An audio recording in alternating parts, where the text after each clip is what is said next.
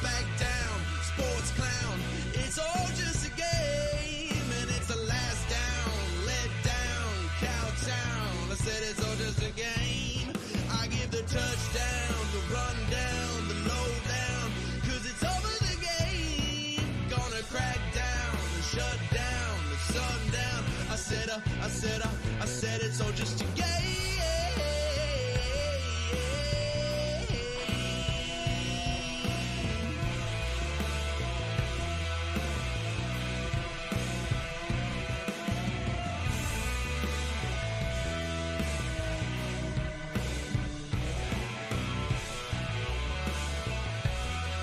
Happy Monday to you if you indeed celebrate Mondays. For those of us who don't, happy end of the Stampede. For those of you who celebrate the Stampede. And for those of you who don't, thanks for being here. I'm me, you are you. Couldn't do it without you. Glad you decided to stop by here on a Monday, either in the live streaming video form, or as we found out last week when we made a big deal about a wardrobe change. For those of you listening on the podcast audio version, the wardrobe change really didn't have the impact that it would for the people watching at home on the stream. You are you, I am me. We are broadcasting live from Treaty 7 territory, and everybody's welcome. We are an inclusive podcast. Glad you could be with us. So much to discuss, so much to talk about, so much to get into. I will deal with one report, an article out of Sweden today had Michael Backlund suggesting that he isn't going to sign an extension with the Calgary Flames. Okay. We can ask our guest today, or we can wait till Friday and ask our guest on Friday. The choice is ours. Craig Conroy, the general manager of said Local Hockey Heroes, the intent is to have him in studio on Friday. If you know, the creeks don't rise and the dams don't burst and all of those, things like that happen. So there is that. Stampeders coming off a win this weekend. The Surge are struggling a little bit. Kind of got beaten up a little bit in Winnipeg. Those two teams will meet again on Thursday at Winsport. And hey, credit to Tommy Wheeldon Jr. and his team, the Cavalry. Big win in extra time against Halifax. An own goal for Halifax, but nonetheless a big win. And all of a sudden, the Cavalry are 2 points back at the top of the table. So big weekend for local sports. I want to do this, though. I want to bring in our guest, who, of course, is brought to you by Ski Cellar Snowboard, skicellarsnowboard.com. 76 years. 1946, they opened their doors. 76 years in Calgary. That's what we like to call continuity. That's what we like to call longevity. That's what we like to call community. They are the Calgary community when it comes to the slopes, when it comes to snowboard, when it comes to new technology like snow skating. So again, if you want to learn more about snow skating, go to skicellarsnowboard.com. 4 locations in Calgary when it's in the winter.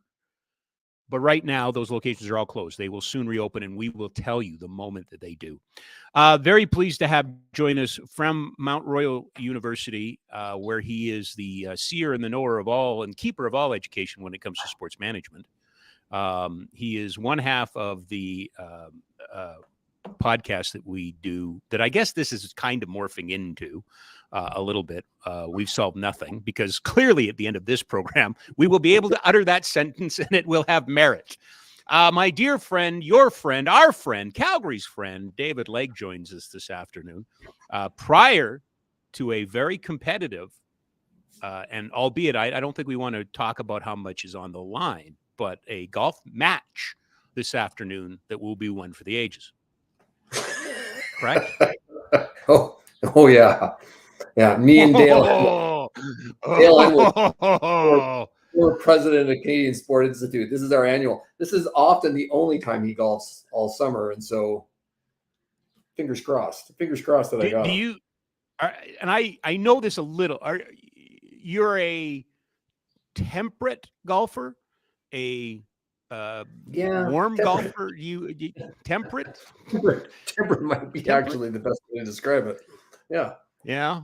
Yeah. I really do you like it, or do you do it? Do you like it, or do you do it? I love playing. Okay. But it's not necessarily reciprocated. It's kind of Oh no, the game hates me, and I hate it. As a matter of fact, we haven't spoken for about 9 years. But that's okay. We've agreed to see other sports. I think I've asked you to go 3 times or something like that, and you have to keep reminding Oh me. no, I don't like it.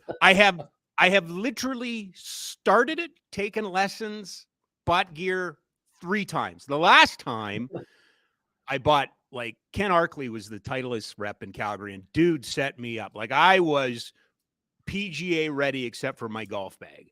And I took lessons with my friends out at Speargrass, and I was at the range, and we just don't agree. Me and the sport don't agree. Yeah. Well, but it's also an insight into psychology and sociology, I think, a little bit. Does this sound familiar? Rob, why don't you come golfing with us? Oh, I'm not very good. Oh, no, that's okay. We don't care. You sure? Oh, no. It's the most fun is bringing somebody new. That's what we like. Bring somebody new golfing. But I'm really bad. No, the way you have a hope. What do you shoot? Like 190? That's perfect. Come with us. All right. So you feel like you're in it. And then the second hole, keep your head down. Keep your head down. And by the third hole, come on, we can't afford this many balls. So it's really, as much as it is the sport, it's the people that I know.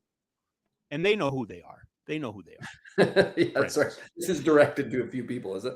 Yeah. Oh no. They know who they are. Are you feeling a post-Stampede lull? Are you? For many years in this business, it was last Monday, Tuesday, Wednesday, kind of that.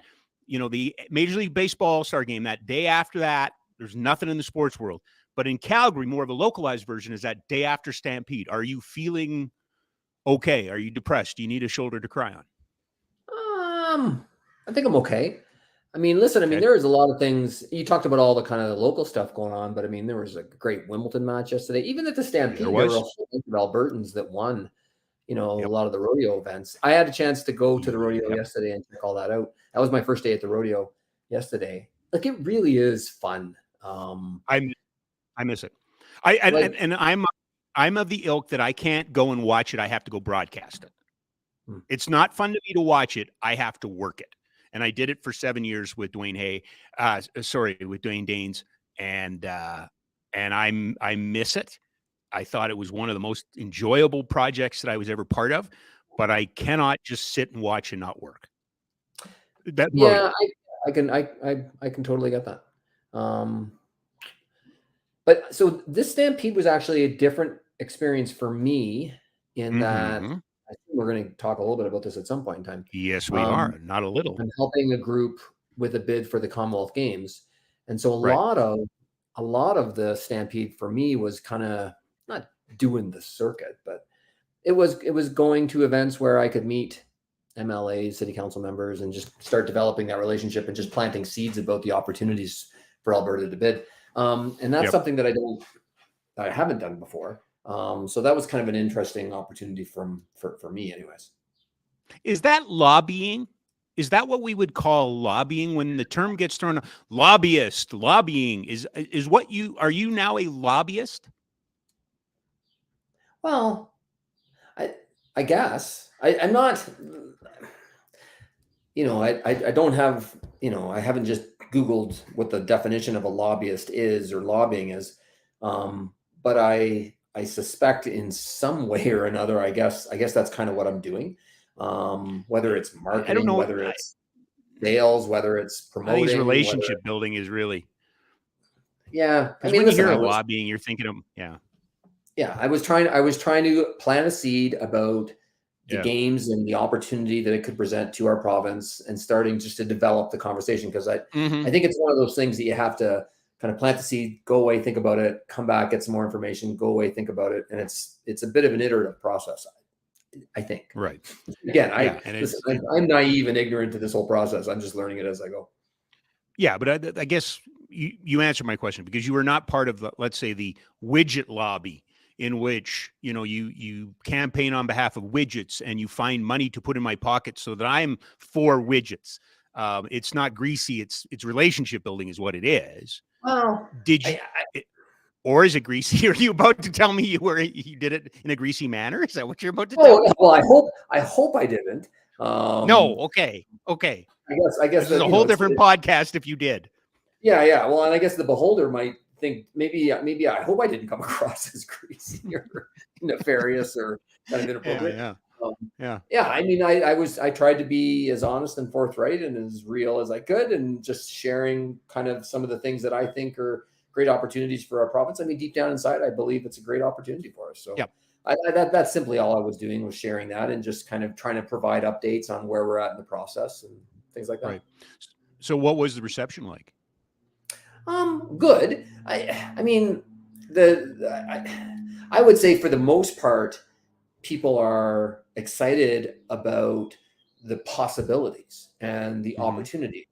You know, and the challenge is, in some respects, on our responsibility to identify what the key ones are, whether it's, you know, focusing on truth and reconciliation, or focusing on youth development, or focusing on economic development and tourism, and then kind of picking which lane we really want to focus on, where games can provide a catalyst and an opportunity. Politicians being politicians, you know, I think, you know, are typically quite cordial and receptive, and, you know, interested and willing to listen and willing to consider possibilities. But the decision making hasn't taken place yet, and that won't happen until September and October. And so, you know, I think again, I wasn't necessarily looking for a hard decision. It was really, again, just kind of sharing information and planting seeds. So how many pancake breakfasts did you attend? 12. Because I saw you at the Genesis Center. Okay. So you did 12 pancake breakfasts? Wow. I've gained I don't know if it's a record, but it's a hell of an average. Well, maybe not 12, maybe 10. Okay. Yeah. It was fun. And again, the piece that I enjoyed is I haven't been to the Genesis Center, the YMCA pancake breakfast before. I actually had, and that was something, wasn't it? It was incredible. Like, and I'm actually, there's a couple that I missed too that I really regret. The Ishmaeli one on the first Saturday, because I was building a fence with my neighbor, I had to miss that one. True community building. Yeah, exactly. But it was neat for me to kind of get out again. Like, there were a bunch of YMCA ones that I went to where I actually hadn't been to those Ys before. And so, as a professor of physical education and health, there was that benefit too, right? And as per usual, I saw a ton of former students at the variety of different places, and so it was fun too to connect with people and just kind of see. There was a different vibe this year with the Stampede that again, based on my impression, and now I have to put the caveat that I haven't been that involved in previous ones, so maybe it has been like this before and I just haven't noticed. It just seemed to me that there was kind of an amped up kind of attitude towards it this year that I haven't noticed in the past. Now, of course, the pandemic had an impact on that for a couple of years, but it just seemed like people were really into this shit. Yeah, but I wonder if, I don't think you're too far off. Like, be careful, be careful what you wish for, or the opposite of that. You don't know what it's got until it's gone. I think the uncomfortableness and just the strife of those 2 years and everything that we went through probably reset for a lot of people who just said, you know what, enough with the belly ache and I'm going. Because you know what it's like. In Calgary, you're either there every day or you don't go at all. That's what it seems like to me, right? You going to the Stampede? Oh, I never go to the Stampede. Going to the Stampede, I'm going twice today. But I didn't go until the end. Well, I went Saturday, and I had a very limited exposure. But boy, it sure seemed, to your point, amped up. Like, it just seemed like everybody was really vibrating. Yeah, right? It's just like the city seemed alive. It was fun. Funny how that works. Well, so again, this goes back to sports, events, the experience, economy, whatever you want to call it. It's hard. I think it's hard to capture and to quantify it and to really put a measurement on its impact on the citizens. But I think the last 10 days are as good an example of any, insofar as what a festival, what a celebration can do to a city's, I don't know, kind of vibe. Psyche? Psyche, yeah. Bravado, I don't know. just kind of how it feels about itself? Well, and I want to ask you a question. We'll get back to why you're here, and we're certainly going to spend some time on it. But I do want to ask you a question that I asked Eric Hatchuk, because both of you are somewhat worldly gentlemen, and I grew up in this province. No, but I grew up in this province, and spent a lot of time in Calgary and Stampede chuck wagons. Like, to me, the chuck wagons were the same as IndyCar. Was the same as F1. And like, I just assumed until I was like 18 or 19 that, Toronto had chuck wagons and Vegas had chuck wagons. You know what I mean? Where else in the world do you have a sport that gets elevated onto a platform and on a stage? Like, I mean, there's rodeos. Yes, there's big rodeo. And this is a big outdoor rodeo. Take nothing away. But I am fascinated by the uniqueness of the chuck wagons, and who else in the world is it? I wouldn't say this to Eric because I'm not sure he'd take it the same way, but is it those guys that chase the wheel of cheese in England down the hill? Is that the only other equivalent? Well, probably not them. I don't like the cheese wheel thing, the running with the bulls in Pamplona and stuff like that. Like, those are more, I would say, kind of silly spectacles, whereas the chuck wagons is a serious sporting event, but it's absolutely unique. Right. And the fact that the headline event at the night show, followed up, I mean, it's really the only event at night followed up by the grandstand show and the fireworks and stuff like that. But it's the premier kind of nighttime event. I love it. I spent a year living in Melbourne. Yeah. When I was on a sabbatical for a year teaching at Deakin University. And Melbourne is known globally as a bit of a kind of the epicenter of event hosting. And so they have they have the Australian Open in August. They have the Formula One in March. They start all the Aussie Rules football games kind of in April. They host the grand final every year at the Melbourne Cricket Grounds in September. They host the race that stops a nation, the horse race. And I think for us, the chuck wagons in the Stampede is kind of one of those kind of cornerstone events that our city can build a calendar around and become perhaps not the equivalent to Melbourne. Melbourne's a city of 5 million people, and they've been doing this for a while. But in our own way, maybe we become kind of that iconic event host city as well. I mean, Special Olympics Winter Games are going to be here next year. We're kind of getting our groove back again insofar as hosting events.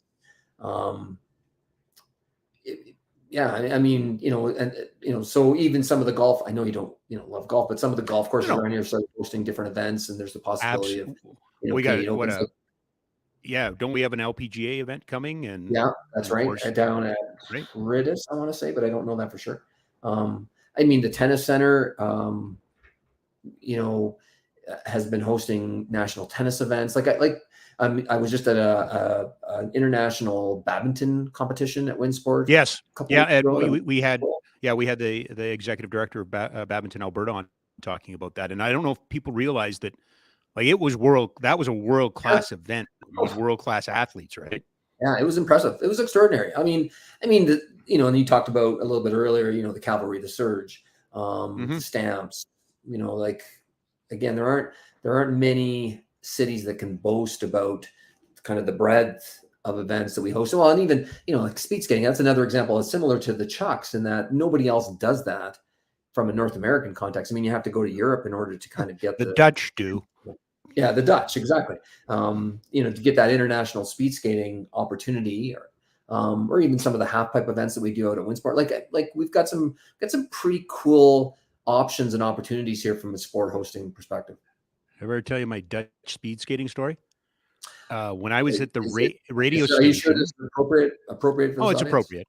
Yeah. Okay. No, when I was at the radio station, we did a remote for one of the international competitions. They had some of the in the quadrennial, right? So this was about mid-quadrennial, a couple of years away. So, they're starting to ramp up for the Winter Olympics. So you had all the best athletes, and you had Team Canada there. And we were there on location on a Friday or whatever it was. And we're telling everybody to come down. And we had, all the top Canadians, all the top men, all the top women. We had the coaches on. I'd never talked speed skating as much. and I loved they great. Like it was fantastic. This is what that format is supposed to be, not just always the same thing over and over again. Anyway, I digress. I remember going home that night and I got a very nasty email from a gentleman who took the time to listen to the entire program and felt it was very much skewed towards Canadians. And we did not spend enough time talking about the Dutch speed skaters who do very well and travel very well with their fans. And he won't be listening to our radio station again because of our prejudice towards Dutch speed skaters. So, that's my Dutch speed skating story. So don't try to use Rob Kerr's name. I don't piss them off though. They get a good table at a restaurant in Amsterdam that will not get you very far. No. Commonwealth Games 2030. We've talked a couple of times. I'd like to reset the conversation just a little bit. And you mentioned it. Can you tell us exactly where we are in the process? Because the first set of dates is coming up here, right? Yeah. Well, okay. So we'll work back. Okay. So right now on November 14th or 15th is the presentation to the International Commonwealth Games Federation. And then they would choose the host soon thereafter. So if we work back from that, in a Canadian context, you have to have what's called a multi-party agreement signed. So essentially 4 levels of government. So in our context, with Alberta bidding, we have partnerships with 2 First Nations, so Enoch Cree, west of Edmonton, and Tsuut'ina Nation, west of Calgary. In addition, we've been also, chatting with all the treaty territories and trying to ensure that they are included and involved in this bid. But those 2 in particular could be hosting events, and so we need to get kind of sign off from their governance structure. And then number 2, we need to get 2 city councils, again, Edmonton and Calgary primarily. There may also be events hosted in Canmore at the Canmore Nordic Center. And I'm very clear about May because nothing is solid yet. And there may be road cycling on the Bow Valley Parkway or somewhere out between Banff and Lake Louise out on the road there somewhere. And so, but we need to get signed up from the Calgary City Council and the Edmonton City Council. And that would take place again, potentially September, October. We need to get signed off from the province because, again, it's an Alberta provincial bid. And then lastly, we would need to get sign off from the federal government and primarily Sport Canada, which is part of Heritage Canada. And all that needs to take place in September and October. The specific dates and is still being kind of fleshed out. But ultimately, it's November 14th, 15th when the decision has to be made. So clearly it has to happen before that.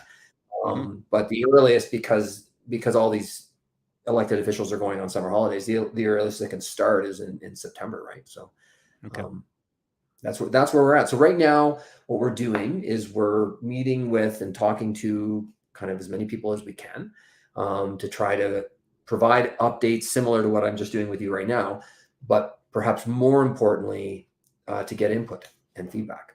And so again, like we want these games to be a catalyst. We want them to be an opportunity and an enabler to achieve various ends. But and it can't be a panacea for everything either. No. So that's kind of the stage we're at right now, where we're working on the plan to try to achieve some or as many as we can kind of issues, challenges, opportunities. And still, we have to, obviously reflect and respect that it's a sporting event. And so we have to look to the opportunity for sport development, athlete experience, etc. So that's kind of the process we're at right now, is just kind of in the final tweaking. Maybe not final tweaking, but just in the process of creating a bid to then get permission to bid. Okay. But you aren't competing against another locale in Canada, right? No. So we have been given what's called preferential treatment by Canada Commonwealth Games. So we're not competing against anybody in a Canadian context, correct? Internationally, I know when we went through the process of, considering a World Winter Games bid, there was always that conversation of who might else look to bid. Are there other identified nations that may be looking to bid for 2030 that we're aware of?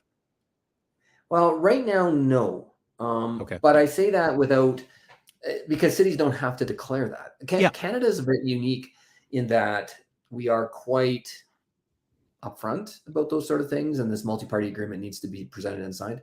Whereas other countries don't have to abide by that process, and so they could be working on a bid without us knowing. Now, having said that, I do pay pretty close attention to, the newsletters and online forums and stuff like that, and I haven't seen anything where another city has been kind of implicated on looking at a bid for 2030. I have seen options for 2034, and then 2026 has already been allocated to Melbourne and the state of Victoria in Australia. Auckland was the most recent one that was looking at an opportunity for 2034. And then a number of African countries have also kind of indicated, or at least it's been proposed, that some African countries or country should consider hosting. It's never been held in Africa. And there are a number of countries, Kenya, South Africa, Tanzania as examples that potentially could.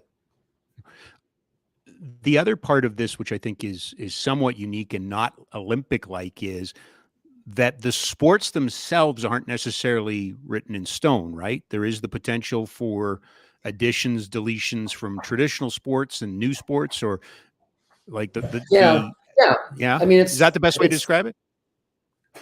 Yeah. So the two sports that are required are, let's see if you can guess. What do you think the two sports that are required would be? They're usually the big ones. Swimming and track and field. You nailed it. If you were a student of mine, I'd just give you an A+ right now. You would have flunked me a long time ago, but I know what you're meaning. So athletics and swimming are the only two that are required. Okay. Now, I mean, clearly if there's a vote and, you have, Alberta has a bunch of sports that nobody else is interested in from a Commonwealth perspective, and somebody else bids against them and has all kinds of sports that are of interest to Commonwealth nations, well, then chances are good we're not going to win the vote. Sure. And I mean, there's traditions, and we also, are in part, I think why this bid was proposed in the first place is it's being reflective of some of the changing demographics in our province. The Commonwealth itself, I think, accounts for a third of the world's population. It's massive. And a lot of individuals from Commonwealth nations are immigrating to Alberta. And so the sports that are being played here are reflective of that. And so therefore, those are the sports that we're proposing to host. Like netball is a good example of that. Again, I would have to say that it's a sport that probably has gone, from my perspective anyways, overlooked. But there's quite a big grassroots community in Calgary that plays that. Cricket is a perfect example of that. Yes. And so cricket's being proposed as a sport for the Commonwealth Games in 2030. And right now, again, I don't want to speak it like I think this is the case, but I don't think Calgary has a cricket field that would meet kind of national standards for hosting a cricket event today. Today. Yeah. Yeah. So, one of the potential legacy builds of a Commonwealth Games in Alberta would be a cricket pavilion in Calgary. And so, providing that facility for a sport that is clearly growing, but doesn't have facility options available to it presently. And so, that's kind of where we're at as far as what the sports would be. But the other piece too is, it's still 6 years away. And so the sports that are being proposed today who knows kind of the one that comes to mind right away is kind of this idea of technology like e-sport or, sports that have a connection to augmented reality or virtual reality and those sort of things. And that, I have to admit, there's a bit of a bias from my perspective because I have an interest in that from an academic teaching perspective. I just find that that's where my students are at. And so I'm trying to understand kind of where that fits within their kind of understanding of what sport and recreation is. Whether or not that would fit within a kind of a more traditional sport event model, I don't know. But there are, like the Asia Games have e-sport in it. I know Paris 2024 talked about it. I think LA 2028 is probably looking at it more seriously. And then, you start thinking more on I don't want to say like the Red Bullification of sport, but like some of the more like the skateboarding, the surfing, the X Games and the Winter Games, right? Like, the winter athlete, more of the winter athletes are jazzed to be in the X Games than they are to be at the Winter Olympics sometimes, right? So, right now, I don't think any of the sports that I just listed are currently being considered, but again, that's 6 years away. And so lots can happen.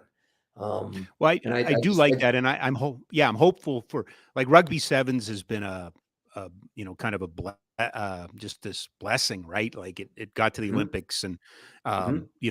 3-on-3 basketball. I think there's And all so both of kinds of those sports, as an example, are on our schedule right, right now. right, And again, what's neat about the Commonwealth Games, and you talked right at the outset of your show, you talked about everybody belongs here, and so in 3-on-3 yeah, basketball, for instance, there's 3-on-3 wheelchair basketball. Um, that's right. Well, explain in that, because explain how the para athlete weaves in, because it's unique. It's not like the Olympics, is it? No, it's not. And so in the Olympic Games model and the Pan Am Games model, the Pan Am Pan American Games, the Olympic Paralympic Games, in the Commonwealth Games, it started initially like in the 70s. There were actually paraplegic Commonwealth Games, but that ended after maybe 3 or 4 iterations. I think it ended in the late 70s. Maybe it was kind of the 60s, 70s when that took place. But then Rick Hansen, who was Hmm. involved with Victoria hosting the Commonwealth Games in 1994, really pushed hard to have events for athletes with disabilities included in kind of I guess, the more traditional games model itself.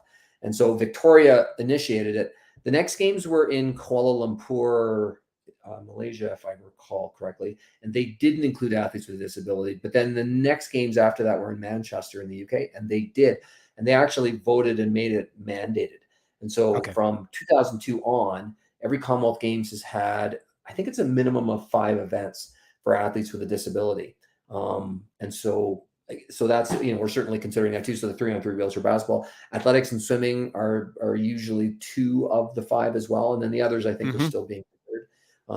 Yeah, but it's Yeah. kind of a neat way now. It's subtly different. The Canada Games actually does it, even takes it to another level where they actually include athletes that are Special Olympians, and then also athletes with physical disabilities, and then able-bodied athletes. At the present time, anyways, the Commonwealth Games doesn't include Special Olympians. It's only athletes with physical disabilities or mobility disabilities, like a visual impairment. And so So that's who would have to move that forward? Would that have to be would that have to be a country? Would a country have to propose that as um, part of that, or would that have to come from the governing body? that's a good question. I don't actually know. I don't know for sure the answer to that, but I suspect it could be one or the other. And Mm-hmm. so I think back to the example that I just gave with Rick Hansen, and my sense is that he, as an individual, being on Vancouver Island and really having a connection to the host organizing committee, pushed pretty hard to make this happen, and then partnered with a number of other people. So this is when his buddy Bob Stedward, who was my supervisor at the University of Yes. Alberta and was the president of the International Paralympic Committee in the 90s as well, I think that probably helped too, as far as kind of the negotiating of the international sport governing bodies. So it's probably Right. a pretty complicated algorithm as far as kind of who kind of decides and how it happens. All right. So now this is where we're really going to separate the teacher from the student, and this Oh. is where my so-called wokeness comes up.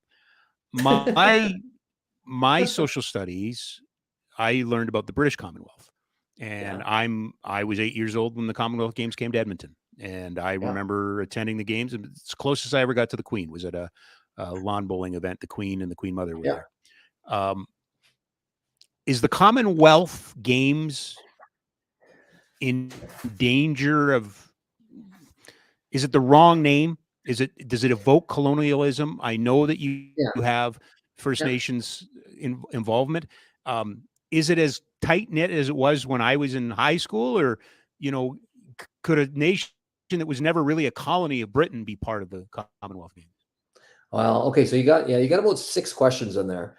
I Um, know, that's how I will run. You know that. So okay, start wherever you like. I'll try to respond to them in somewhat of an organized fashion. Okay, number one, the Commonwealth name and the history of the Commonwealth has some challenges with it. And I don't know, no one that I've connected to or been involved with is trying to hide from that, or Hmm. trying to, pretend that it didn't happen. Um, so that's one thing.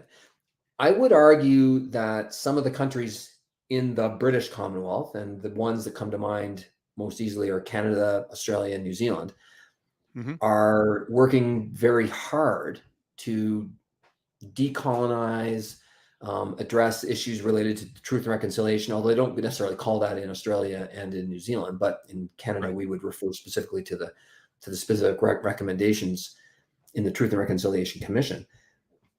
And so I would say, as a Commonwealth, there are a number of countries that are trying to address these issues of colonialism.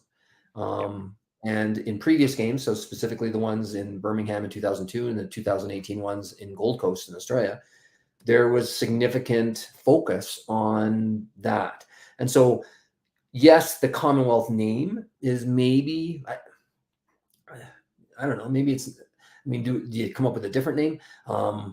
But regardless, I think the games of the Commonwealth, the sporting event, and the 6 years leading up and the 6 years following, there's been a lot of focus on issues related to reconciliation and inclusion in a broad spectrum. I mean, in addition to the indigenization and the decolonization piece, if I recall correctly, the Commonwealth Games are the first to have a Pride House. I'm just looking at the flag kind of behind you on your, your left there. The Commonwealth Games are the first actually to have a declaration specific to indigenization and decolonization. They're the first games, I think, that had gender equity in the athletes attending and the medal the medal opportunities.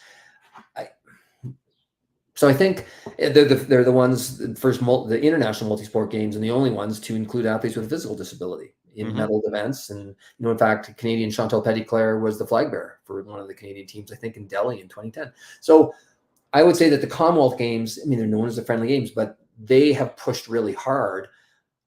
Again, you're the one who used the term woke, but they've pushed really hard on social agendas and inclusion and ensuring that people are welcomed and belong. And I have to admit, that's a part that I also really believe strongly in. And I only use the word woke because every time I have this conversation, or when I went off on the Pride jerseys and stuff like that, that's the criticism, right? Oh, you're woke, you're a left-wing liberal, you're this, you're that. No, I'm not. I'm a guy that believes that everybody has a right to be happy and that everybody has a right to be included and feel they're welcome. And what I'm hearing from you, David, is kind of an interesting tack to it. You can change the name and try to whitewash what it was, or you keep the name and you try to do good. And you use it as a talking point. You use it as a, as a jumping off place for conversation, but action too, right? That's where you can have success. And I guess, I look at, well, you were quite vocal and emotional about the NHL's decision. Yes, very much so. To move away from, warm-up jerseys.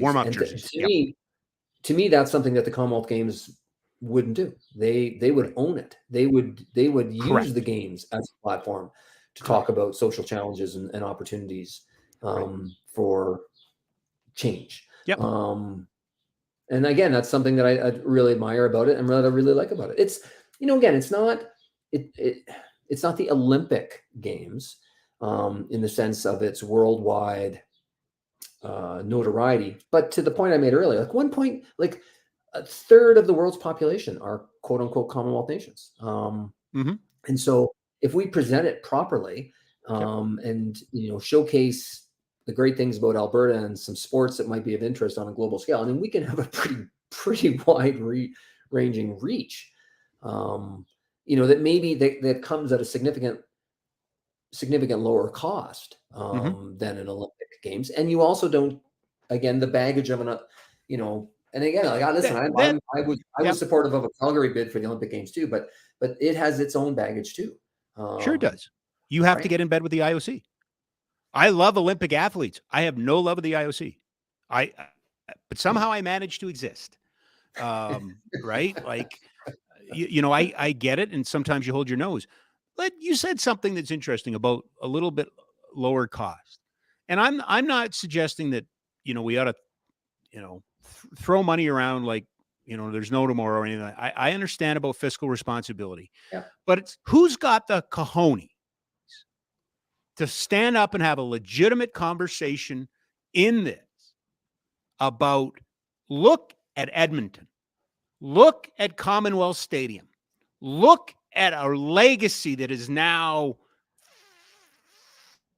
pretty close to 40 years that has allowed that city to bring entertainment that can't come here, that has allowed that city to host international events that can't come here or other places. David, I was there on December 10th in Edmonton, drove by it. And you know what they were doing? They were snowboarding.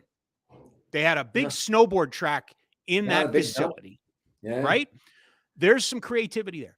I was there when it opened. It's still in use today. That is a legacy. That is what we should aspire to. We ought to have and I'm not pointing my finger at you or anybody. I'm not saying you're not. I'm just saying the royal we ought to have the ability to have a conversation about, what are the facilities? What you mentioned a plaza for cricket, but you think about it, like, what that building has meant to Edmonton is as much as the 5 Stanley Cups are important. That building's important too.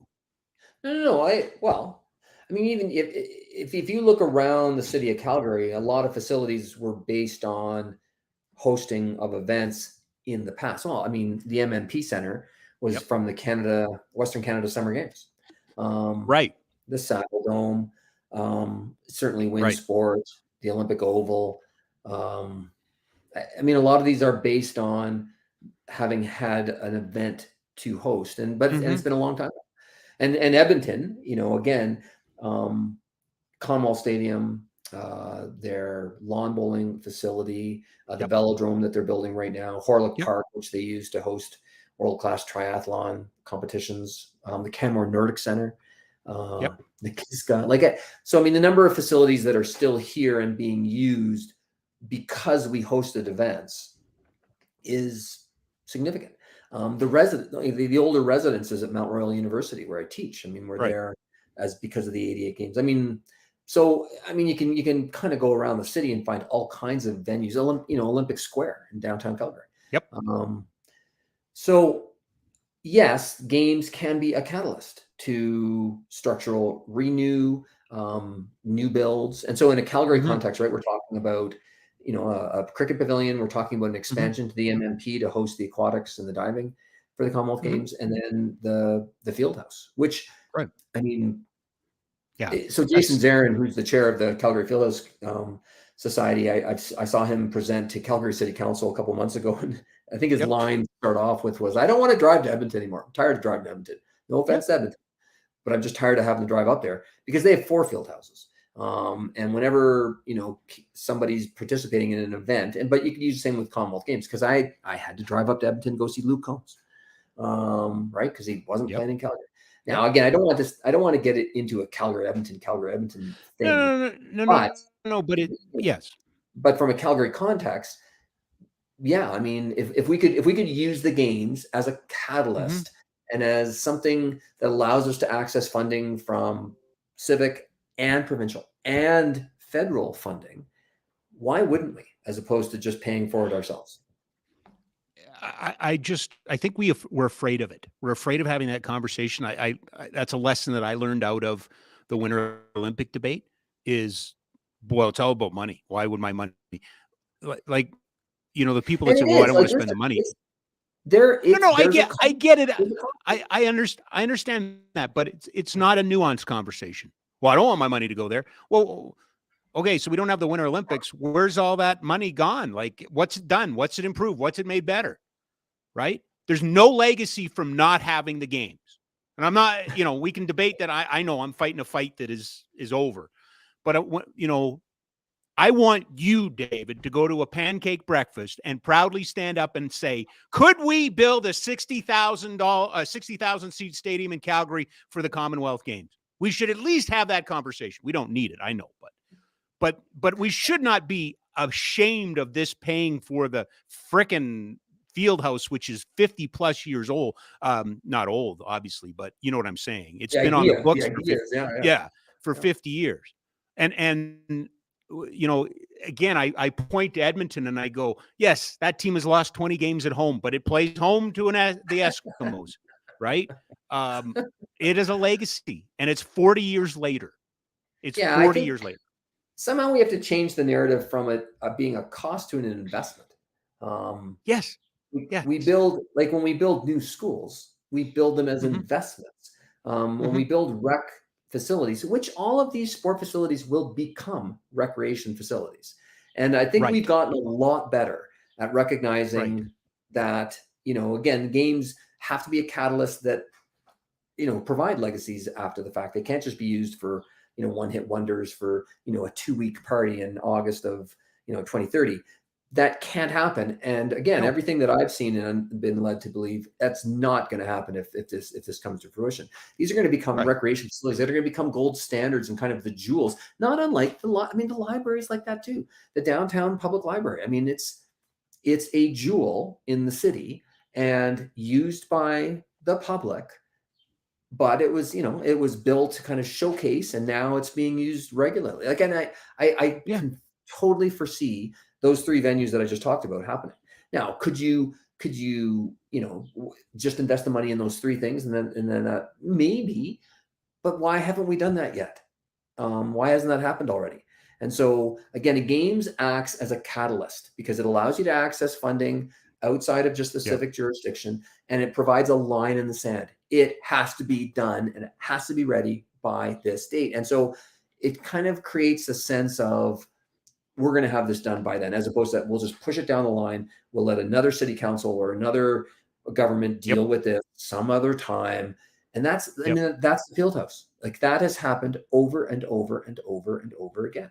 And the games could hopefully kind of get it over that finish line and get us that field house. And it has nothing to do. This is a Rob Kerr rant, but a moment. The new arena, don't build 1,000-seat practice. Put 5,000. We need it. Like, this is where we have to start having that honest to goodness look in the mirror and go, we need to do what's right. I know it's more palatable, but we need to do what's right. And have that regret. Yep. And this could go. I mean, this is why we started Active City a number of years ago, was to try to create a coordination of all of the disparate entities that are doing sport and recreation. And so decisions aren't made in an isolated basis. And so that to me is a perfect example of that, because you think about what facilities do we have, what facilities don't we have, and which ones should we prioritize? Are you using that information? Are you using the stuff that was, the nuggets, the information, the infographics, all the data that, I mean, again, if anybody has never seen it, it's worth you want to learn about how important it is in our community and the footprint that sport and recreation has, read that document. Well, listen, I mean, I can't speak to specific examples where we've taken an infographic or certain data or something like that. However, just the ethos of it, the kind of the philosophy of it, insofar as an active economy is a significant driver of, the livability of our city. And so ensuring that active economy continues and is enhanced and is supported. The Commonwealth Games is simply a part of that, and it could be a big part of that. And so for me, it's being woven into the conversations about a Commonwealth bid all the time. Call to action. The fall is when you look to get the governments to sign on. Then you present in November. You've been out to different pancake breakfasts, but other events as well. Where are you looking for public involvement? How can the public get involved? How can somebody listening here today go, well, I have an opinion, I want it heard, or I want to learn more? How can people get involved in this? Well, I'm so glad you asked. Thank you. Alberta2030.ca is the website.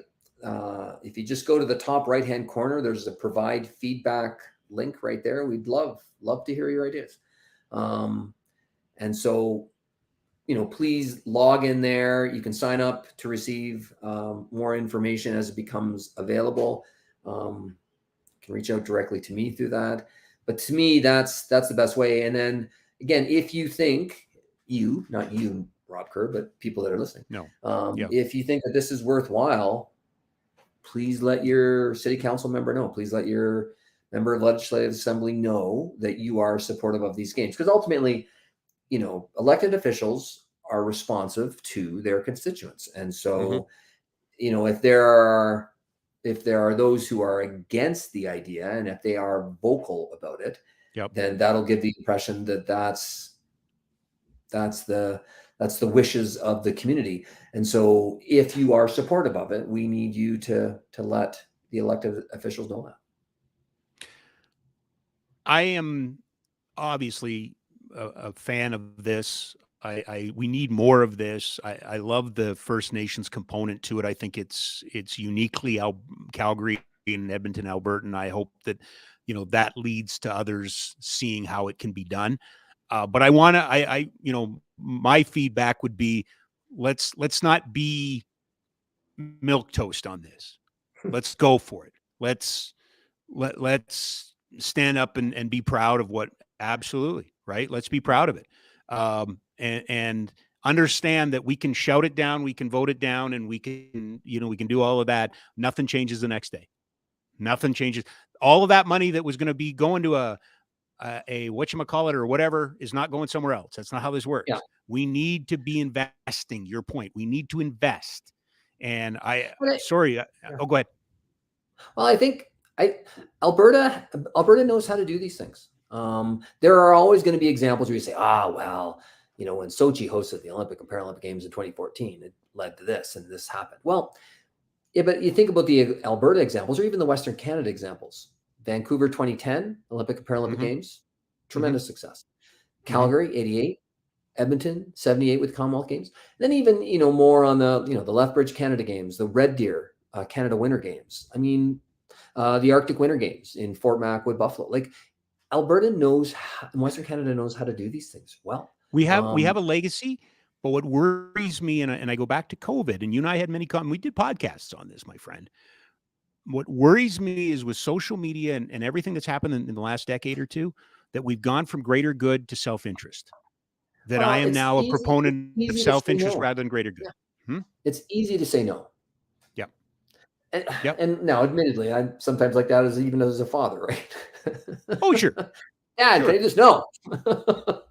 You haven't even heard what I want to do yet. No, the answer is still no. The answer is no. Yeah. Yeah. But in this instance, I think we need to really think about the possibilities and the opportunities that are presented to us. One more time, the website. Alberta2030.ca. All right. Missed you on Saturday night. I was sorry. Okay, we didn't even talk about the wrestling. That's what weekend. I'm telling you. I missed you on Saturday night. No, I know. 5.5 hours or whatever it was of TV. It was incredible. Wow. But yeah, so 2 tape shows at the beginning and the end, and then 3 hours of live TV that was on TSN and down in the States. I guess the storm knocked part of this 3rd hour out. I didn't know that's how they did it. Wow. Yeah. Oh yeah. And crowd was hot. Crowd was great. Small. I'd say about 6,000, 6,500, which kind of disappointed me a little bit. Felt like a rough next game in that regard, in the sense that, it was up into the second deck, but not way up into the second deck. Now, the Zamboni end was obviously taken out for the stage. Right. But I would have thought, with the promotion having never been here before and a lot of the stars, I was now WWE rolls in August, and I'm very curious to see what that crowd's like. The one observation I would make is not to say there weren't kids there, but I have a sneaking suspicion there's going to be a lot more kids at WWE than at this event. But it was good. It was thoroughly enjoyed it. Saw a lot of guys that I never thought I was going to see. Some good matches. When's the next dungeon one at the Pavilion? That's a good question. They just did the Stampede, so my assumption is they're running almost every 2 months. So hopefully in September, I'm hoping. Okay. And I'm glad you brought that up, because that, it was a reminder that Dungeon's not bad. Like, Dungeon's a really good little promotion, right? And one of the girls that we saw at Dungeon at the Pavilion, Nicole Matthews, was on the card, on the ROH card. There wasn't as many. I was kind of hoping that that some of our favorites, like Kate Chocolate and Michael Blaze and those would get some opportunities. They didn't. They got him in Saskatchewan, but they didn't get him here. But I saw Orange Cassidy for the first time, and that was fantastic. Jake the Snake was there, so kind of a salute to the past and stuff like that. It was good. It was really good. Yeah, I enjoyed it. The Bret Hart buyout. On A&E. On A&E the other day, and it was fantastic. Yeah. Great profile in Calgary too. Oh yeah. That was one of the things that I took away, because there was just not a lot of interviews. There's just not, how there's sometimes it can go promo and interview and interview and interview. Yeah. Promo. There were very few. But at the end of Battle of the Belts, they're doing the changeover. So it's not on TV at this point. That Christian Cage, or formerly of Christian, Edge and Christian, who was there with Luchasaurus, he got on the mic and he played the heel and ran down Calgary and ran down the Flames, and it was an old school heel promo, and you're booing him with a big smile on your face. You're in on it too. He's in on it. If he was a face, he would have been, great to see you, Calgary. I love coming to Calgary and everything, but he's a heel, so he's got to run everything down. So we got a little bit of that, which I thought was fun. No Chris Jericho, which I think for some of us was a little disappointing, but I thought it was great. I really enjoyed it and missed you there. I think you would have enjoyed it too. Sorry I missed it. Yeah. But again, we're going to jump right into the WWE, and we went all those years with no TV tapings or anything, and now we have them, in a month apart. And it wasn't that long ago the WWE was running the Corral. It wasn't running the Dome anymore, right? Yeah. So it was a lot of fun. It was nice to see. I don't, everybody wants to throw around the superlatives. The FTR Bullet Club Gold tag team match, which went over 60 minutes, was fantastic. But I don't think, they had best of 3 falls. And so it was, it was 60, I think it was 67 minutes with intros, but it was great. But I think you're going to it's going to be a long time before anything beats Canadian Stampede back in, I believe, 97, when you had, Brett and Owen and Davey Boy and Jim and Brian. Yeah. Right. That one is going to be tough to ever beat. Yeah, that I don't think so. I mean, this was really good, and it's probably the best that I've ever seen live. But I would, people are going to say, "Oh, was this the best show in Calgary ever?" That pay-per-view is going to be always hard to beat, I think. Right? Oh yeah. But we'll see. I don't think the WWE is going to have any hour-long 3 best of 3 falls when they come here. It'll be a different show. I've never even heard of that. But wow. Yeah, so it was fantastic. But we did miss you. We did miss you. We wish you were there. We wish you were there. I see I have to get an updated CDC shirt now too. Yes, Amy made new ones, tie-dye ones. And apparently there's a 3rd shirt coming for SmackDown that Amy's doing a new CDC shirt for SmackDown. Yes. Okay. Yeah. Merch. That was the other crazy thing about merch. They only had one merch table. So we got there at 4:00. Show didn't start till 5 or 4:15. It was lined up halfway around the dome for people to buy merch. Oh my goodness. What a lost opportunity. I don't know. I was told it was the end of the Canadian swing. So they just had what they had, and people were lined up for the merch, man. Right. I don't know what to tell you. It was fantastic. Like, it was really, really good. Really good. So I appreciate this, sir. I know undoubtedly we will have you on again to talk about the Commonwealth Games, but go out there, hit them straight, hit them long. And, if you're like me, buy a whole bunch of extras. Oh yeah. I'm going with a big garbage bag full of them. Okay. Thank you. Thanks for having me. Okay. No problem, pal. We'll talk soon. David Legg, everybody, from the 2030 Alberta Commonwealth Games bid, brought to you by Ski Sellers Snowboard, skisellersnowboard.com. 76 years in Calgary. 76 years. 4 locations in the winter, none open right now, but they'll open real soon here. But you can always check them out, skisellersnowboard.com. A reminder, we are smack dab in the middle of our summer schedule, as is Barn Burner. We're not doing a Wednesday show until after Labor Day, so just Mondays and Fridays. Friday, scheduled to have Craig Conroy in studio. That's the plan. So assuming that the creeks don't rise and things like that, Craig will be in studio on Friday. We'll have a nice chat with him. Barn Burner's back tomorrow, so you can catch that Tuesday, Wednesday, Friday, Thursday, right? Thanks, Jack.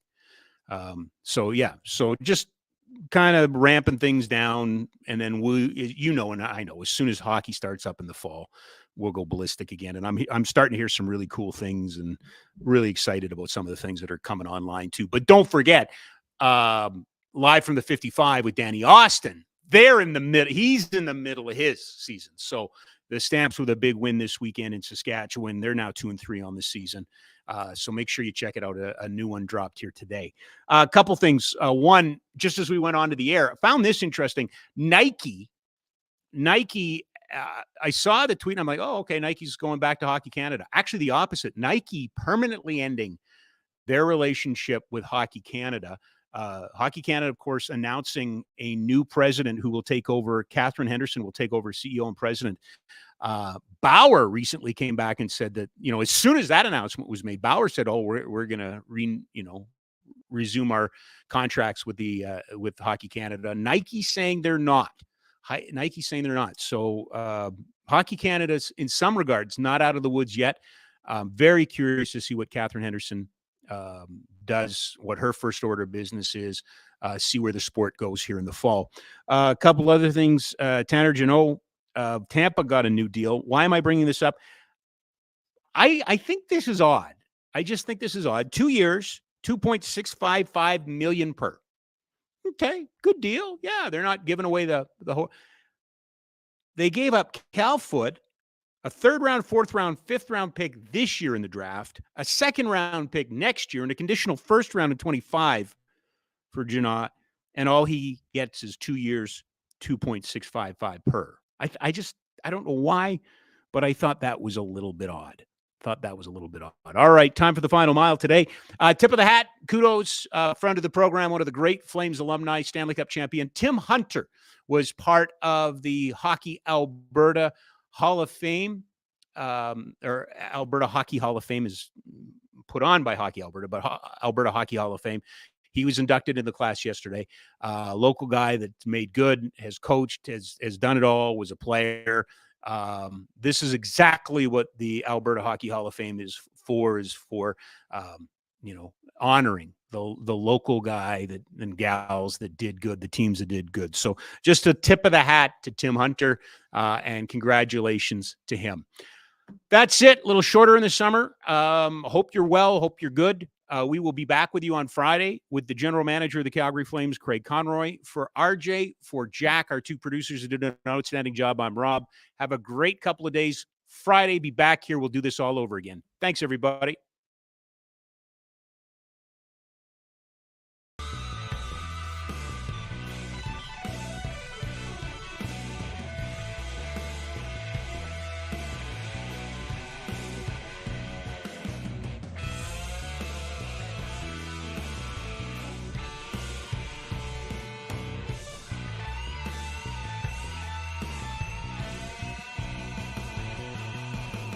When there's two sides to every coin.